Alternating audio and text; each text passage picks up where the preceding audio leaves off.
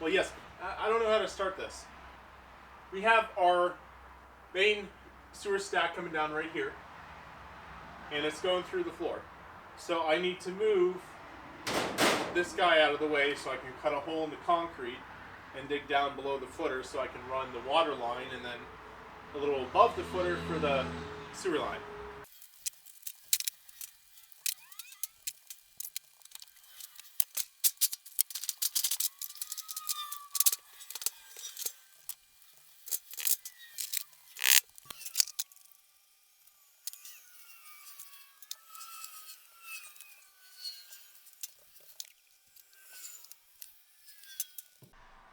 So down there I've marked out approximately where I need to cut out. I left a little space on that side of it and more space on that side over there, and just enough to get an arm down there. I've never done this before, so we'll see if it's the right size or not. I can always make it bigger. Alright, I think I've got everything set up and ready to go. I have the vacuum cleaner because I'm using water. I have a light, I have a saw, and a female to female connector with a leaky fitting. Let's do it.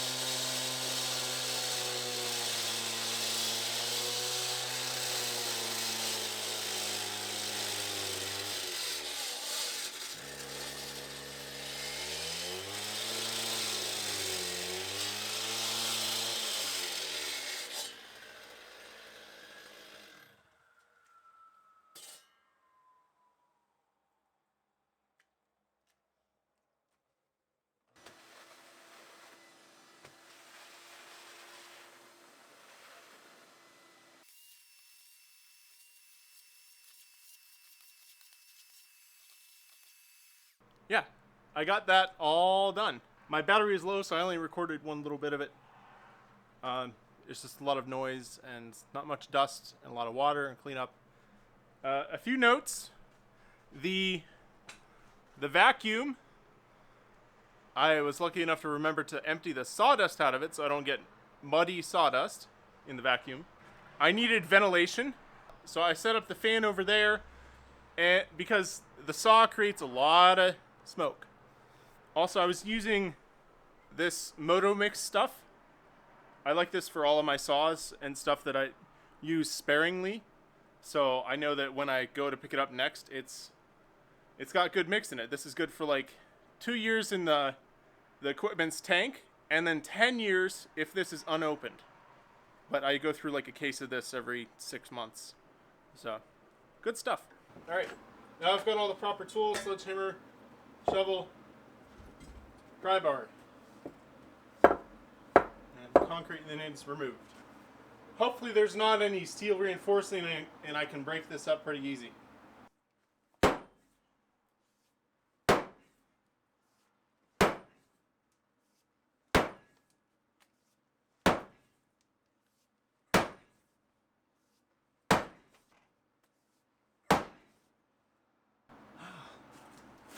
Alright, we've got a crack through it.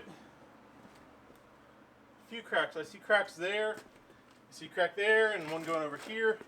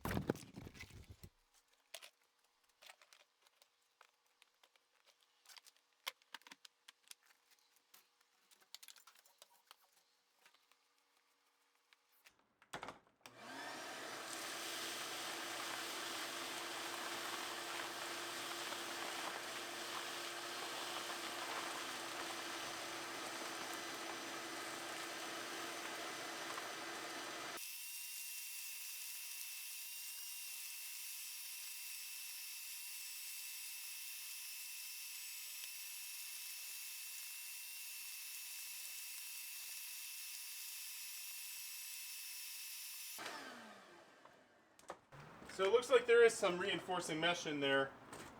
I guess I'll just have to pulverize all the concrete to get it out. There we go. There's our hole cut. The only goofy things I have to say is, well, not goofy, but different, is there's a crack here that developed. There is wire mesh in here, so the pieces came out okay. There's another crack here, but I kind of expected that because this is the edge of the slab here. Another awesome thing that helped me do this is on my regular shop vac, I got a bigger hose. This is a nice fat hose here, and that allowed me to suck up a lot of the debris from the hole to give the pry bar room to pry things in different directions. For example, remember that other hose? This is my other one. It's tiny. I hate this hose. Stupid. The only potential problem with this is, I don't know if you know this, but when you increase the flow through something, your amps go up for the motor. So I might be overtaxing the motor, but it's been working like this just fine, and I couldn't do this job without it. Maybe if I got a bigger shop vac with a better motor for the bigger hose, that would be ideal, but run what you brung. I've finished digging out this hole, and you can see there's foam there. I don't know why the hell they put the foam on the inside. Usually the foam should be on the outside so that it keeps the foundation warm, keeps it from freezing. So on the inside it's kind of stupid and useless. And besides, the footer, or the slab goes above the foam anyways. Yeah. So down there you have the foam, the block is in the middle of the screen there, the footer, and then I dug underneath the footer, and now I have to go outside and dig underneath the footer from the outside and tunnel underneath it, thus creating a channel for the water line. And again, above the footer, right like there in the middle of the screen, is going to be where the sewer line goes out, which is directly below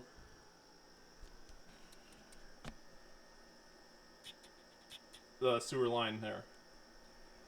And we're going out the back of the building because, well, that's all the 3-inch there is. That's the water closet, and over there goes to a bunch of other stuff, and above that is the vent. And you only need a vent that's half the size of the largest pipe, and the largest pipe is going to be 4-inch going into the grinder pump. So that's 2-inch vent pipe up there, and then 3-inch below it. So 3 inches, the poop is going to fly down here, hit an elbow, and then get shot out. At least that's how I envision it.